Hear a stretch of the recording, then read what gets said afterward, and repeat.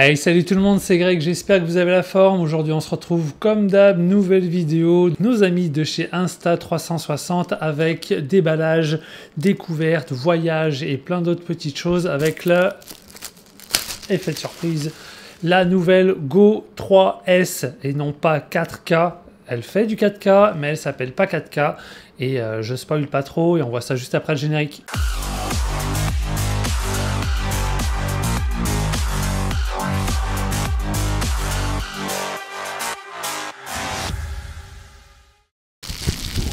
Allez, intro un petit peu rapide, ça permet de pouvoir vite enchaîner parce que du coup les fêtes arrivent et surtout qu'il y a des super nouveautés.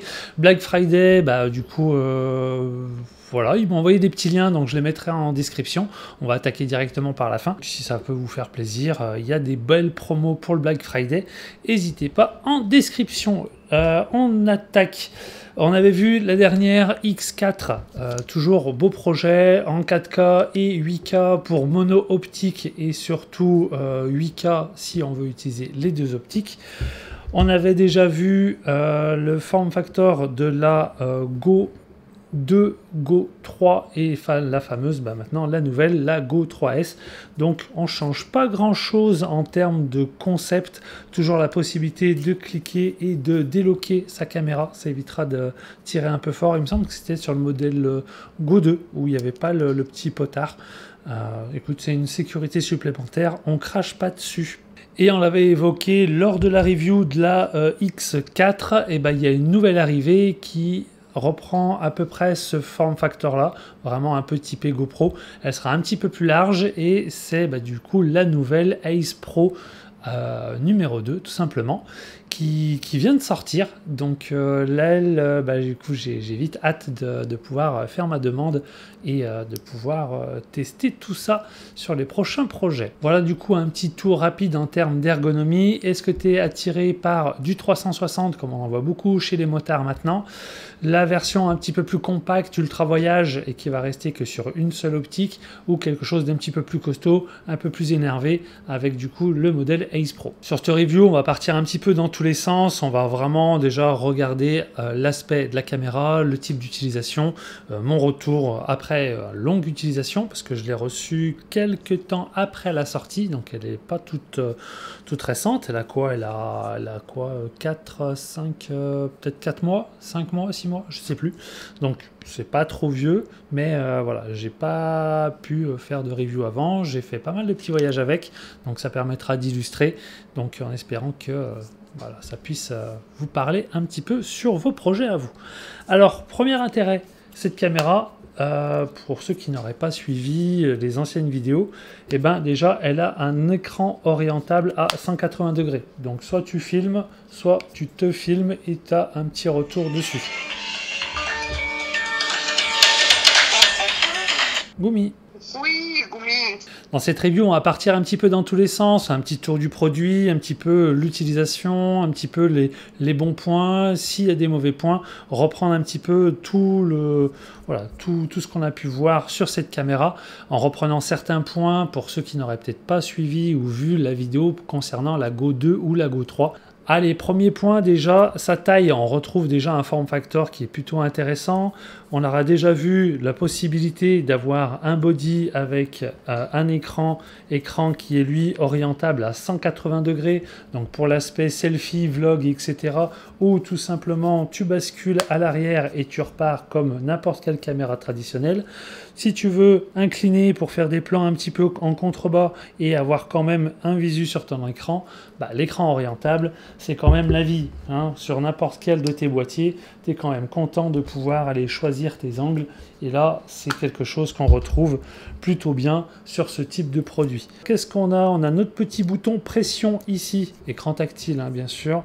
Ici, notre petit bouton qui permet de déloquer notre caméra Elle était intitulée comme la caméra la plus petite au monde et effectivement, d'après sa taille et c'est surtout ses capacités, on a vraiment quelque chose d'extrêmement compact et super costaud. On n'est pas à l'arrache sur des débits, on n'est pas à l'arrache sur un format vidéo, on n'a pas quelque chose d'une belle bouillie de pixels, d'une daube qui viendrait d'AliExpress ou quoi. On a vraiment un codec derrière qui envoie. C'est pas du RAW, c'est pas du log, c'est pas des boîtiers machin, mais c'est de l'action cam et du coup ça fait réellement le taf. Autre chose qui est intéressante que moi j'aime beaucoup sur cette caméra, c'est le fait d'avoir un petit filtre. Voilà, tu dévisses ici, tu as ton petit filtre neutre. Donc tu vas pouvoir rajouter, donc en cas de choc, de n'importe quoi, tu es toujours content de pouvoir changer uniquement ce petit filtre là. Tu vas pouvoir rajouter des filtres ND, j'ai vu qu'il y en avait quelques-uns qui étaient sortis, j'ai pas eu l'occasion de les sortir.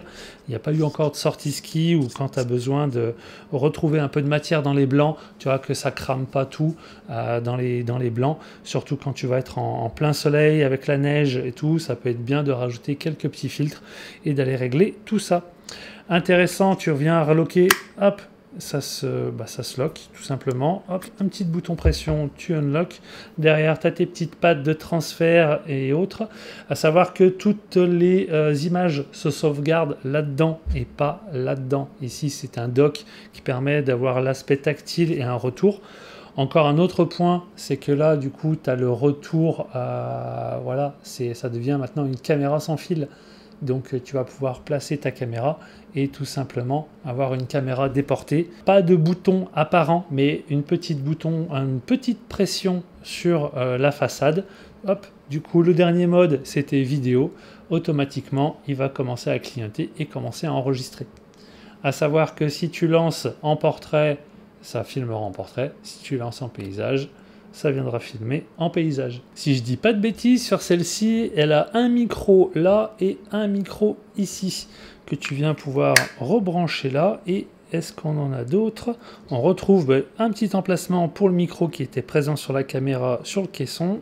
En termes de carte mémoire, tu n'as pas d'emplacement, il n'y a rien qui est logé à l'intérieur. C'est directement dans la caméra. Donc pas de lecteur de carte, tout se passe via le petit dock qui est là. Tiens, en baladant un peu, je trouve qu'il y a une option qui est vachement intéressante. C'est le fait de reconnaître les visages. Automatiquement, ça va te créer une mise au point, une zone. Donc ça, du coup, pour toute la partie IA qu'il y a derrière, ça va être intéressant pour tout ce qui va être suivi, peut-être des stabilisations ou autre. Ça va vraiment être, à mon avis, un petit truc intéressant. Et puis surtout, l'aspect focus. Une option qu'on avait dû voir sur les anciennes caméras, c'est la présence d'un zoom. Honnêtement, je ne le trouve pas super pratique. Il faut maintenir. Ça nous offre une roue crantée. Je le trouve pas foufou. C'est présent, c'est là. Je trouve... voilà, c'est un zoom numérique. D'après ce que j'ai pu constater, c'est pas là où je trouve le côté le plus pratique. C'est une option, ça y est, mais moi ça m'intéresse pas. Juste à côté, on retrouvera toujours nos 4 scènes, 5 scènes même, que dis-je, 5 scènes qui permettront d'avoir plus ou moins de déformation, un angle plus ou moins large.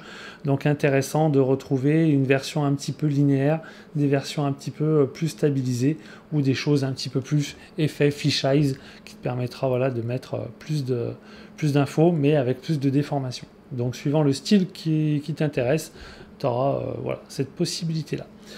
Allez, en termes de résolution, je repars sur la partie vidéo. Vidéo, j'ai du 1080, du 2.7K et du 4K. 4K que je peux cadencer de 24, 25 et 30 fps. Quelque chose de relativement super complet, quoi. On n'a pas besoin non plus de tartiner, surtout sur ce type de produit.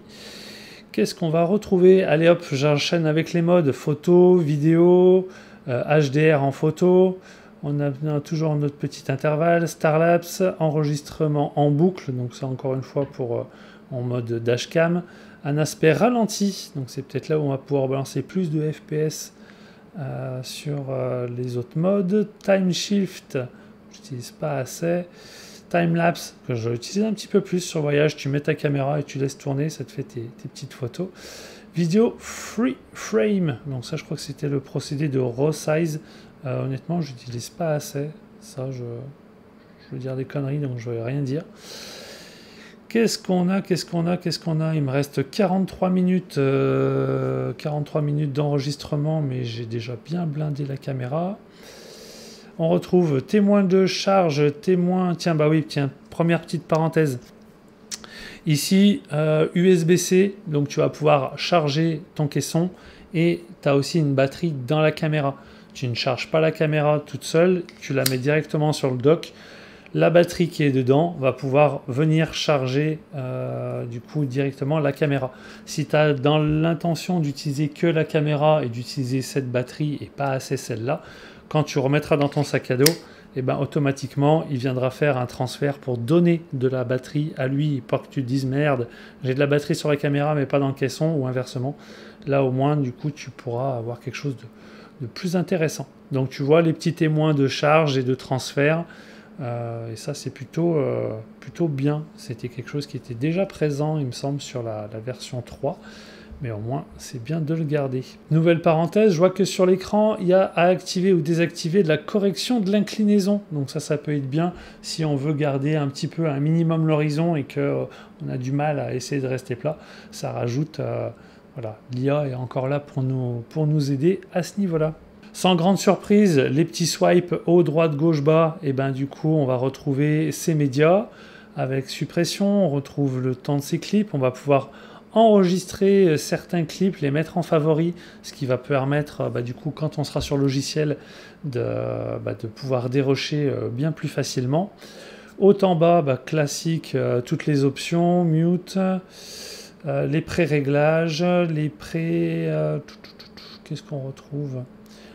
L'activation avec la voix, le noise reduction avec la partie vent, d'afficher ses règles de tiers, la luminosité, verrouiller, enfin vraiment tous ces paramètres là. De l'autre côté on va retrouver quoi? Les modes auto et manuel par rapport à peut-être le côté un peu le picture style sur les appareils photo. C'est vraiment faire en sorte que est-ce qu'on veut un truc un peu plus vif, est-ce qu'on veut un truc un peu plus net, un peu plus neutre, un peu plus du noir et blanc ou quoi, ça va se tabler ici.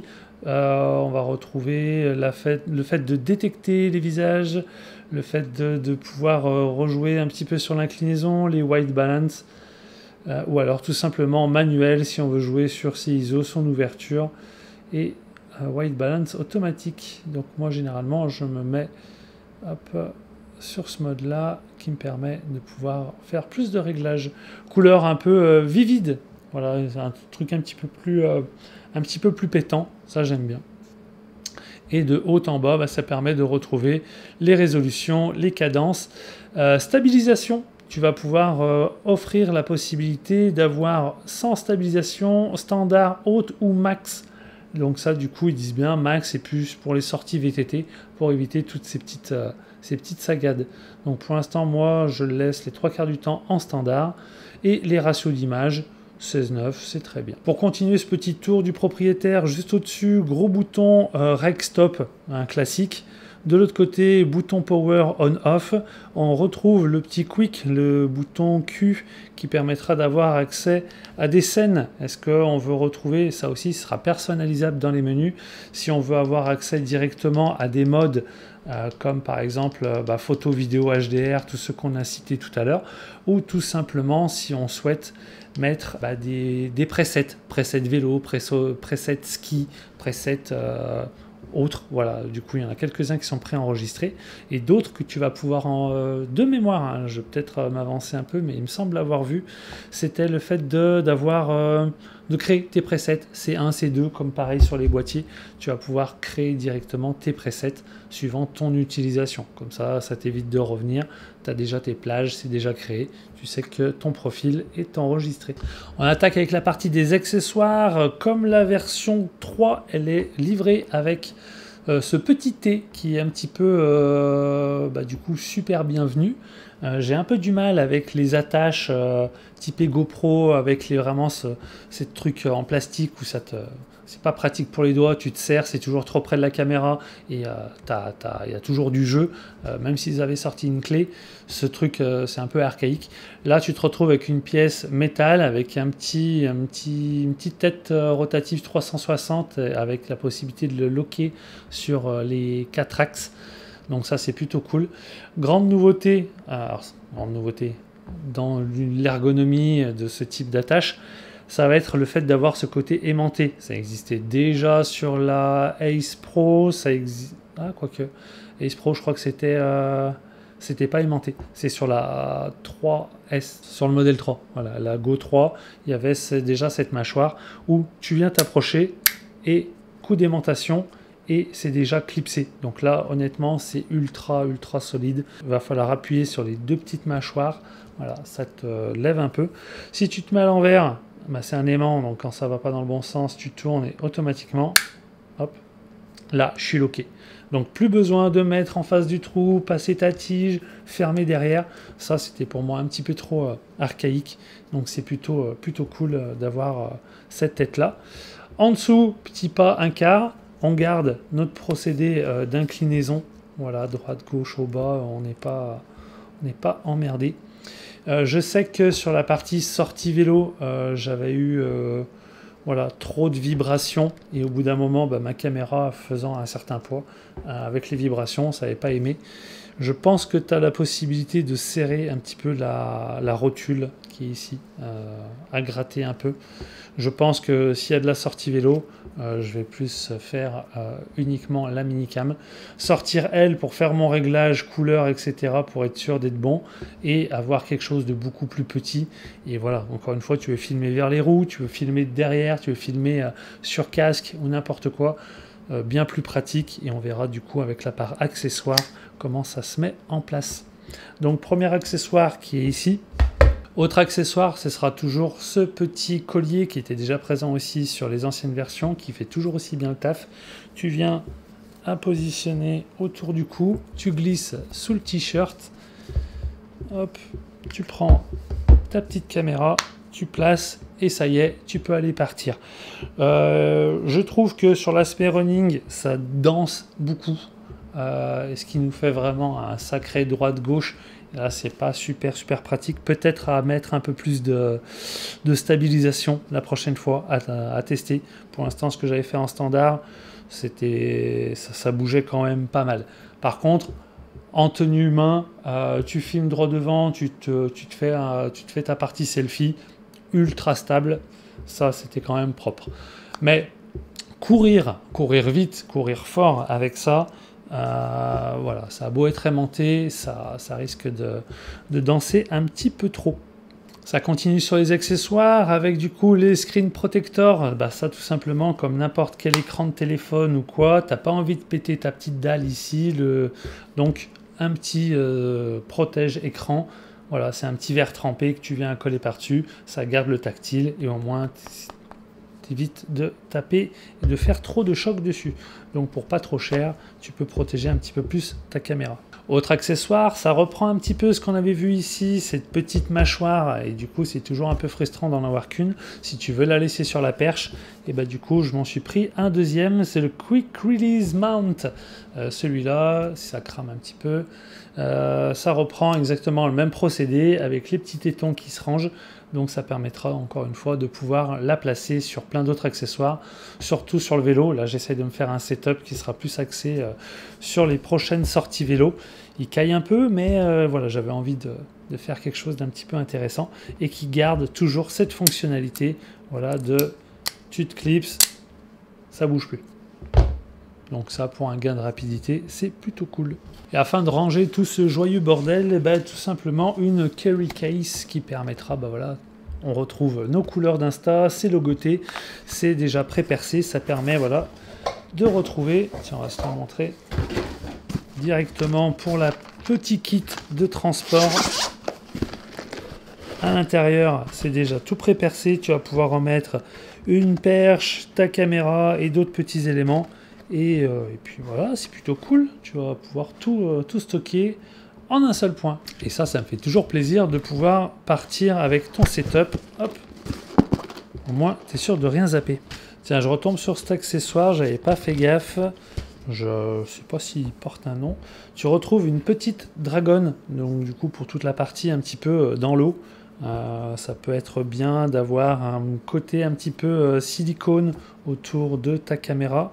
D'avoir, voilà, encore une fois, une petite dragonne qui permettra, voilà, de ne pas paumer tout son petit bordel avec son petit joint silicone autour, là, une petite coque.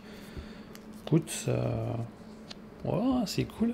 Tiens, je suis parti un petit peu vite dans les accessoires. On n'a pas regardé qu'est-ce que comprenait la caméra à l'intérieur. Hop, on va se la refaire ensemble. Ah, ça j'aime bien ça. Ça j'aime bien. Ça reprend un peu le procédé. Voilà, quand tu as quelque chose, tu viens mettre ta caméra dans le bon sens. Et ça te permet déjà d'avoir une petite rotation. Moi ça, je sais que je l'utilise sur le casque. Donc c'est une petite mâchoire qui est bien serrée, qui est plutôt droite. Et donc tu viens pouvoir mettre ici et tu viendras faire ton inclinaison directement là. Comme ça, en vélo, tu n'as plus qu'à appuyer une fois une pression, ça recorde. Généralement, j'aime bien par ici, ça permet de voir aussi l'aspect des mains. Et dans les derniers accessoires, on va retrouver cette petite paroi avec du coup une partie collante. Donc je pense qu'il est relativement souple, donc ça peut être intéressant pour tout ce qui va être un petit peu réservoir de moto, qui aura besoin justement d'être mieux épousé là-dessus. C'est une partie collante, hein, donc souple et collante. Là on retrouve, une fois enlevé, peut-être de se dire allez hop, anti-poussière pour pas en refoutre plein sur notre petit papier collant. Donc ça peut être intéressant. Notre vis 1/4, encore une fois, qui permettra de pouvoir revisser notre support. Alors peut-être pas lui, j'ai peur que ça fasse un peu de poids. Mais bon, voilà, ça y est, tu verras si tu en as l'utilité. Qu'est-ce qu'on a ici? On a toute la partie doc et stickers. Voilà, donc n'hésite pas à coller et à promouvoir nos amis d'Insta. Tiens, ils ont changé cette année. De l'autre côté, qu'est-ce qu'on a? On retrouve notre petit film avec USB to USB-C, un grand classique. Donc ça, transfert, chargement, alim, c'est tout là. Allez hop, ça dégage, hop, ça dégage. Ça, c'est vraiment top. Voilà pour le tour de cette caméra. Celle-ci, je vois, et j'avais oublié d'en parler, elle est donnée pour 64 Go. Il me semble qu'il y a plusieurs versions et plusieurs coloris. La coloris blanche et la coloris noire. Je suis parti sur la noire cette fois-ci, ça changera un petit peu de la blanche qui était sur la Go 3. Bon, retour après utilisation, voyage Mexique, voyage New York, voyage Philadelphie, voyage Washington, voyage un petit peu à droite à gauche, pas de trail, à vérifier dans les images, plein de petits trucs avec du skatepark. Si je crois qu'il y a des images de skatepark, tiens, regarde. On va faire ça en live, la vidéo sera plus longue, on s'en fout. J'avais tout vidé comme un blaireau. Si, quelques images de trail, je l'ai prêté à Goumi. On a pu faire le trail de Saint-Éan. Voilà, du voyage. Donc plein d'images. Ça, je mettrai pour illustrer toujours un petit peu les propos. Ça évitera de voir ma tronche H24. Que dire? Eh ben, en termes de batterie, ça tient toujours autant. J'avais trouvé une perte sur la X4 par rapport à la X3 qui était un petit peu plus gourmande, même s'ils avaient gonflé un peu la capacité de batterie. Je trouvais que le 8K avait tendance à boire un petit peu plus. Là sur la 3S, hein, je dis pas de conneries, ouais. Là sur la 3S, là du coup sur la 3S, moins cet effet de perte de batterie ou quoi. Appréciable d'avoir enfin un 4K, on n'avait pas sur la Go 3. Elle est sortie peu de temps après la Go 3. La Go 3 était déjà super intéressante, mais proposait pas de la 4K. Je m'attendais à ce qu'il l'appelle la Go 4 pour 4K. Et je pense que c'est une version un peu intermédiaire. Donc, tant mieux. Toujours aussi fan de ce côté un petit peu ventousé, comme on avait pu le voir plusieurs fois. Non, pour du voyage, ça tient vraiment, rien, aucun mauvais point pour l'instant à sortir auprès de la caméra. J'aurais peut-être une parenthèse ou deux à faire, mais qui sera plus en termes de logiciel, et je sais même pas si ça va concerner cette caméra, parce que du coup, j'ai pas encore trop gratté, j'ai pas vu de pro. Ça va surtout concerner la X4 et pas spécialement cette caméra. Celle-ci offre des super possibilités avec la montre. Donc là, du coup, c'est pas spécialement un message pour vous, mais Insta, je vous fais un petit coucou. J'aimerais beaucoup retrouver les informations de la montre GPS sur mes plans, chose qui est déjà présent en simple clip. J'aimerais pouvoir le faire sur la partie projet. Quand je viens à insérer via le logiciel de montage de chez Insta directement toutes mes séquences, je perds du coup la possibilité de rajouter tous mes petits segments de vitesse, etc. Là aussi, je vais pouvoir illustrer avec le dernier trail. Donc, je peux les exporter individuellement suivant mes courses. Je pense que j'ai dû faire peut-être une connerie en ne choisissant pas forcément le bon preset. C'est peut-être pour ça que le petit GPS il frétille un petit peu dans tous les sens. Donc à voir pour la prochaine. J'aimerais vraiment pouvoir retrouver mes données GPS sur un montage, sur un projet complet, plutôt que de l'avoir uniquement sur un seul segment.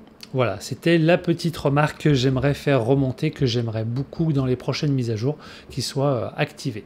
Bon point aussi sur la partie colorimétrie de nos rushs. Voilà, quand tu vas faire ton montage ou tout simplement sur une image ou un single shot ou quoi, la possibilité de rejouer sur des paramètres d'exposition, de netteté, de noiret, un petit peu comme un Lightroom où tu vas avoir toutes tes petits curseurs, où tu vas avoir quand même pas mal de possibilités en termes de dynamique, saturation, etc. Donc je trouve que c'était plutôt cool de le retrouver dessus. À bien voir que tu as la possibilité de copier ces presets et de les copier. Par exemple, si tu as plein de rushs, bah, au lieu de te dire merde, lui il a plus 4, plus 2, plus 7, plus moins et 3 machins. Là au moins tu copies-colles tous ces presets. C'est un petit peu caché. Ça pourrait être bien d'avoir un petit bouton comme Lightroom, copier, et tu vas sur le deuxième clic, coller. Là tu vas pouvoir copier ces presets et les coller sur un certain nombre d'éléments que tu souhaites. C'est quand même un certain gain de temps plutôt que de le faire individuellement sur chaque clip. Là, je me suis rouvert le projet.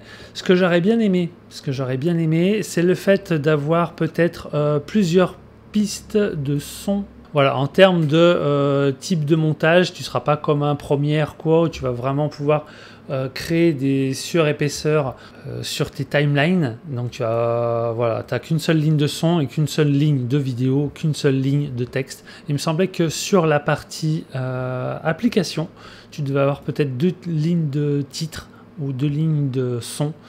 Ça pourrait être bien de faire compléter ça. J'ai l'impression que la version application est toujours en avance par rapport à la version PC.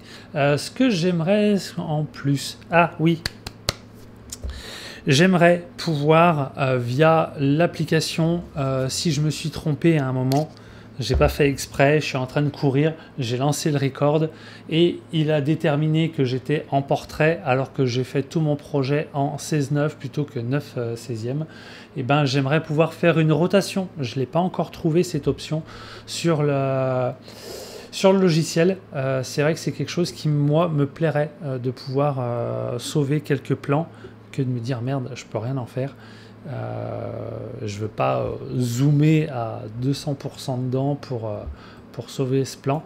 Voilà, le fait de pouvoir changer d'orientation via logiciel, parce que dans tous les cas, après, même si j'ai déclenché en portrait et que je finis en paysage, mon rush, j'aimerais pouvoir le passer de 16:9 à 9:16 ou inversement. Autre parenthèse sur la partie logicielle, là ça s'adresse plus aux personnes qui n'ont pas encore trop suivi l'ergonomie, le système via l'application, via le logiciel.